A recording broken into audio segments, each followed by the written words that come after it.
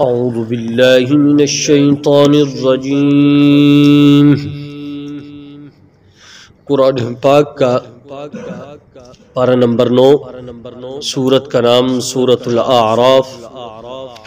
آیت نمبر 181 تا 186۔ بسم اللہ الرحمن الرحیم۔ وَمِمَّنْ خَلَقْنَا أُمَّةٌ يَهْدُونَ بِالْحَقِّ وَبِهِ يَعْدِلُونَ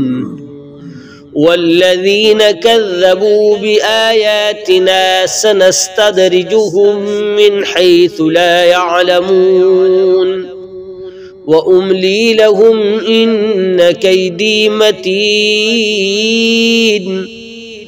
اولم يتفکروا ما بصاحبهم من جنہ ان هو الا نذیر مبین اولم ينظروا في ملكوت السماوات والارض وما خلق الله من شيء وان عسى ان يكون قد اقترب اجلهم فبأي حديث بعده يؤمنون من يضلل الله فلا هادي له ويذرهم في طغيانهم يعمهون۔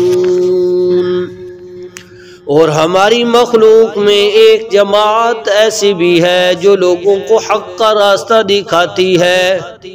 اور اسی حق کے مطابق انصاف سے کام لیتی ہے، اور جن لوگوں نے ہماری آیتوں کو جھٹلایا ہے انہیں ہم اس طرح دھیرے دھیرے پکڑ لیں گے کہ انہیں پتہ بھی نہیں چلے گا، اور میں ان کو ڈھیل دیتا ہوں، یقین جانو کہ میری خفیہ تدبیر بڑی مضبوط ہے۔ بھلا کیا ان لوگوں نے سوچا نہیں کہ یہ صاحب جن سے ان کا سابقہ ہے، یعنی نبی پاک صلی اللہ علیہ وسلم، ان میں جنون کا کوئی شائبہ نہیں، اور وہ کچھ اور نہیں بلکہ صاف صاف طریقے سے لوگوں کو متنبع کرتے ہیں۔ اور کیا ان لوگوں نے آسمانوں اور زمین کی سلطنت پر اور اللہ نے جو چیزیں پیدا کی ہیں ان پر غور نہیں کیا، اور یہ نہیں سوچا کہ شاید ان کا مقررہ وقت قریب ہی آ پہنچا ہو؟ اب اس کے بعد آخر وہ کون سی بات ہے جس پر یہ ایمان لائیں گے؟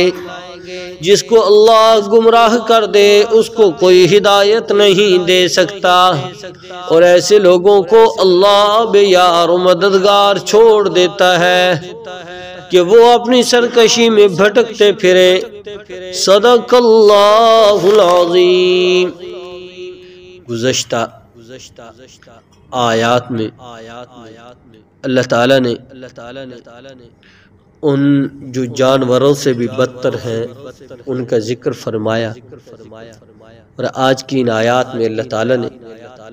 مکذبین کی ڈھیل وہ بیان کی، اور ساتھ ساتھ یہ بھی ارشاد فرمایا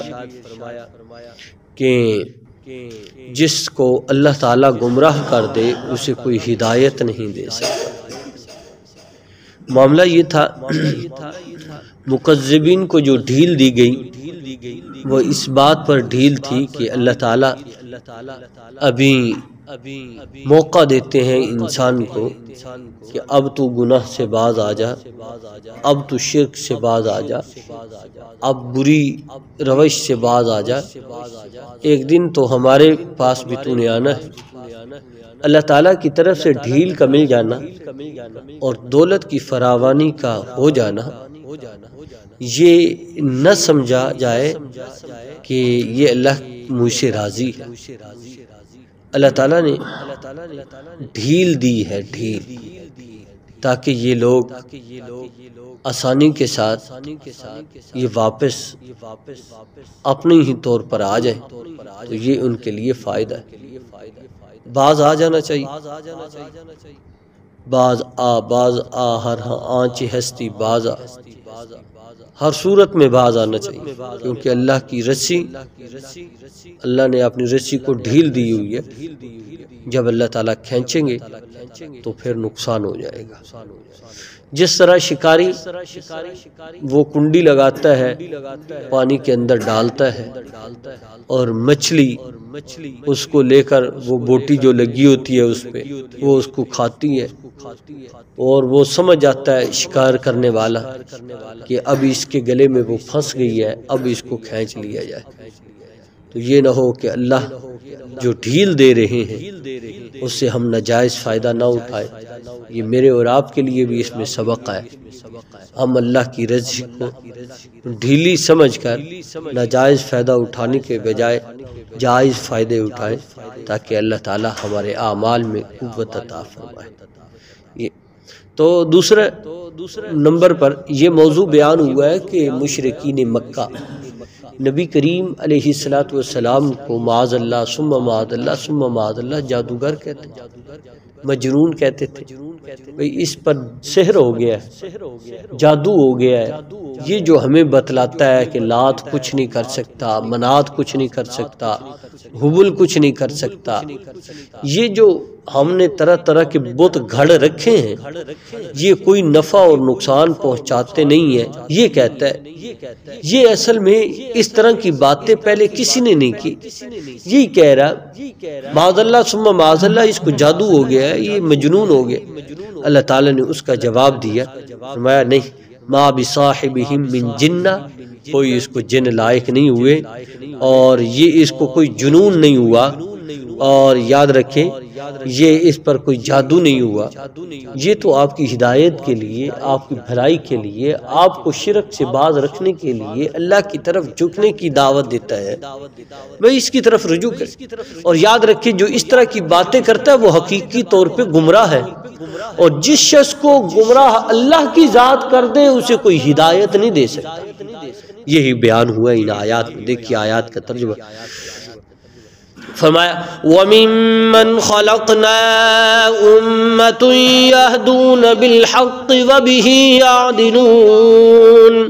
اور ہماری مخلوق میں ایک جماعت ایسی بھی ہے جو لوگوں کو حق کا راستہ دکھاتی ہے اور اسی حق کے مطابق انصاف سے کام لیتی ہے۔ اس مراد وہ یہود و نصارہ بھی ہو سکتے ہیں جو رائے حق پر تھے، اور وہ صحیح سلیم الفطرت انسان تھے جو انہوں نے وقت کے نبی کی بات کو تسلیم کیا، اور جب ہمارے نبی کی باری آئی تو ان کو بھی تسلیم کر لیا۔ یہ ان کی طرف بھی اشارہ ہے، اور یہ امت محمدیہ کی اس جماعت کی طرف بھی اشارہ ہے۔ سنن ابن ماجہ میں یہ روایت ہے، رسول پاک علیہ الصلوۃ والسلام نے ارشاد فرمایا لا تزال امتی طائفۃ من الظاہرین من الحق، او کما قال علیہ السلام، فرمایا ایک جماعت ایسی ہوگی جو ہمیشہ قیامت تک حق پر قائم رہے گی، لوگوں کو حق کی طرف بلاتی رہے گی، اس کی طرف بھی اشارہ ہے۔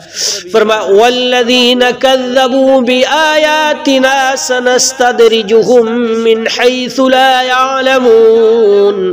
اور جن لوگوں نے ہماری آیتوں کو جھٹلایا ہے انہیں ہم اس طرح دھیرے دھیرے پکڑ لیں گے کہ انہیں پتہ بھی نہیں چلے گا۔ وَأُمْلِي لَهُمْ إِنَّ كَيْدِي مَتِينٌ، اور میں ان کو ڈھیل دیتا ہوں، یقین جانو کہ میری خفیہ تدبیر بڑی مضبوط ہے۔ أَوَلَمْ يَتَفَكَّرُوا ما بصاحبهم من جنہ، بھلا کیا ان لوگوں نے سوچا نہیں کہ یہ صاحب جن سے ان کا سابقہ ہے،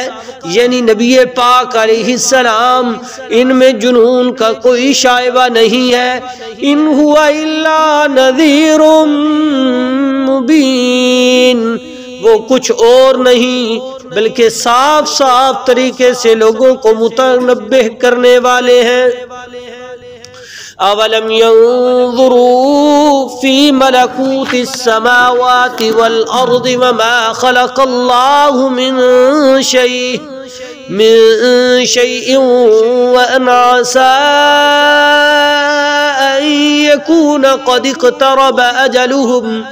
فبأي حديث بعده يؤمنون۔ اور کیا ان لوگوں نے آسمانوں اور زمین کی سلطنت پر اور اللہ نے جو جو چیزیں پیدا کی ہیں ان پر غور نہیں کیا، اور یہ نہیں سوچا شاید ان کا مقررہ وقت قریب ہی آ پہنچا ہو۔ اب اس کے بعد آخر وہ کون سی بات ہے جس پر یہ ایمان لائیں گے؟ مَن يُضْلِلِ اللَّهُ فَلَا هَادِيَ لَهُ، جس کو اللہ گمراہ کر دے اس کو کوئی ہدایت نہیں دے سکتا۔ وَيَذَرُهُمْ فِي طُغْيَانِهِمْ يَعْمَهُونَ،